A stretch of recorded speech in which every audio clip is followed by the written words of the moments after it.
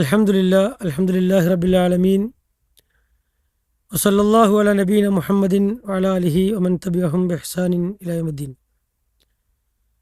നബി സല്ലല്ലാഹു അലൈഹി വസല്ലമയുടെ സീറ പഠിക്കുന്നതിൻ്റെ 6ാമത്തെ ഭാഗത്തിലാണ് നമ്മളിപ്പോൾ ഉള്ളത്.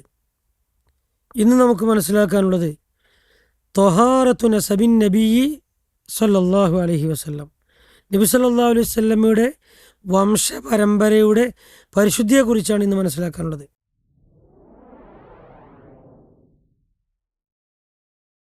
നബി സല്ലല്ലാഹു അലൈഹി വസല്ലമയുടെ വംശപരമ്പര ഏറ്റവും പരിശുദ്ധമായിരുന്നു. ജാഹിലിയ കാലത്തെ വ്യഭിചാരത്തിൻ്റെയോ അശുദ്ധമായ ആചാരങ്ങളുടെയോ ഒരു തരത്തിലുള്ള മലിനതയും നബി സല്ലല്ലാഹു അലൈഹി വസല്ലമയുടെ വംശത്തെ സ്പർശിച്ചിട്ടില്ല എന്ന് നമുക്ക് മനസ്സിലാക്കാൻ സാധിക്കും. നബി സല്ലല്ലാഹു അലൈഹി വസല്ലമ മഹത്തായ കുടുംബത്തിൽ ജനിച്ചവനും വിശിഷ്ട വംശപരമ്പരയുടെ ഉടമയുമാണ്.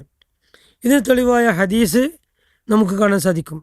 മഹാനായ അലി റളിയല്ലാഹു അൻഹുവിൽ നിന്ന് നിവേദനം ചെയ്യുന്ന ഹദീസാണ്. ഖറജ്തു മിൻ നിക്കാഹിൻ വലം അഖ്റുജ് മിൻ സിഫാഹിൻ മിൻ ലദുൻ ആദം ഇലാ ഇൻ വലദനി അബി വ ഉമ്മി ലം യുസ്ബിനി മിൻ സിഫാഹിൽ ജാഹിലിയത്തി ഷെയ് എന്നാണ്. അതായത് ആദം നബി അലൈഹിസ്സലാം മുതൽ എൻ്റെ പിതാവും മാതാവും എന്നെ പ്രസവിക്കുന്നത് വരെ ഞാൻ നിയമാനുസൃതമായ വിവാഹബന്ധത്തിലൂടെയാണ് വന്നത്. ജാഹിലിയ കാലത്തെ വ്യഭിചാരത്തിൽ നിന്നൊന്നും എൻ്റെ വംശത്തെ സ്പർശിച്ചിട്ടേ ഇല്ല എന്ന് നബി സല്ലല്ലാഹു അലൈഹി വസല്ലമ പറയുന്നതായി നമുക്ക് കാണാൻ സാധിക്കും. അതുപോലെ തന്നെ ദുക്തൂർ മുഹമ്മദ് അബൂ ഷഹബ റഹ്മഹുല്ല അദ്ദേഹത്തിൻ്റെ വിശദീകരണത്തിൽ കാണാൻ സാധിക്കും, അള്ളാഹുവിൻ്റെ പതിവ്, അതായത് സുന്നത്ത് പ്രകാരം എല്ലാ പ്രവാചകന്മാരും അവരുടെ ജനതയിലെ ഏറ്റവും ശ്രേഷ്ഠമായ കുടുംബത്തിലാണ് നിയോഗിക്കപ്പെട്ടത്. എന്നാൽ നമ്മുടെ പ്രവാചകൻ അഷ്റഫുൽ ഖൽക്ക് റസൂലുള്ളാഹി സ്വല്ലല്ലാഹു അലൈഹി വസല്ലമയും അതിലേറ്റവും ഉന്നതനായ വ്യക്തിയുമാണ്. അവിടുത്തെ പിതാക്കന്മാർ മഹത്വത്തിലും സൽഗുണങ്ങളിലും ശ്രേഷ്ഠരായിരുന്നു. അവിടുത്തെ മാതാക്കളാകട്ടെ അവരുടെ സമൂഹത്തിലെ ഏറ്റവും ഉന്നതരായ സ്ത്രീകളുമായിരുന്നു. വംശപരമ്പരയിലും സ്വഭാവത്തിലും ശുദ്ധിയിലും നബി സല്ലല്ലാഹു അലൈഹി വസല്ലം ഏറ്റവും ശ്രേഷ്ഠനാണ്. ഈ മഹത്തായ ഗുണങ്ങൾ തലമുറകളിലൂടെ കൈമാറപ്പെട്ടതാണ്. മറ്റൊരു വീഴ്ചയോ മറ്റൊരു ആക്ഷേപമോ ഇല്ലാത്ത രീതിയിൽ വന്നവരാണ്. മഹാനായ ആദം നബി അലൈഹി ഇസ്ലാമിയുടെ സന്തതിയിലെ ശ്രേഷ്ഠന്മാരിലും ഇബ്രാഹിം നബി അലൈഹിസ്സലാം, ഇസ്മായിൽ നബി അലൈഹിസ്സലാം എന്നിവരുടെ വിശുദ്ധമായ സന്തതിയിലുമായിട്ടാണ് നബി സല്ലല്ലാഹു അലൈഹി വസല്ലം ജനിച്ചത്. ഒടുവിൽ സകല ശ്രേഷ്ഠതകളും നമ്മുടെ മുഹമ്മദ് മുസ്തഫ സല്ലല്ലാഹു അലൈഹി വസല്ലമയിൽ ഒന്നിച്ചുകൂടി.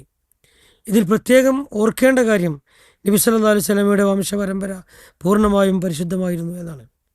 ജാഹിലിയ കാലത്തെ വ്യഭിചാരത്തിൻ്റെയോ അശുദ്ധിയുടെയോ യാതൊരു തരത്തിലുള്ള പങ്കും അതിലില്ല എന്നുള്ളതാണ്.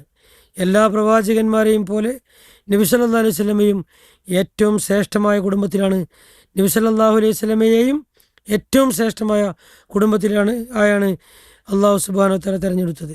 നബി സല്ലല്ലാഹു അലൈഹി വസല്ലമയുടെ മാതൃ വംശങ്ങൾ രണ്ട് ഭാഗങ്ങളിലൂടെ നോക്കുകയാണെങ്കിലും മഹത്വത്തിലും സൽഗുണത്തിലും വിശുദ്ധിയിലും ഉന്നതരായിരുന്നു എന്ന് കാണാൻ സാധിക്കും.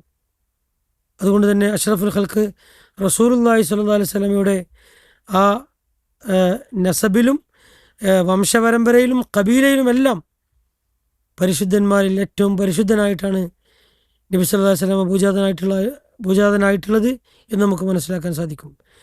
ഇൻഷാ അല്ലാഹ് നമുക്ക് ഇനി 7ാമത്തെ ഭാഗമാണ് മനസ്സിലാക്കുവാനുള്ളത്.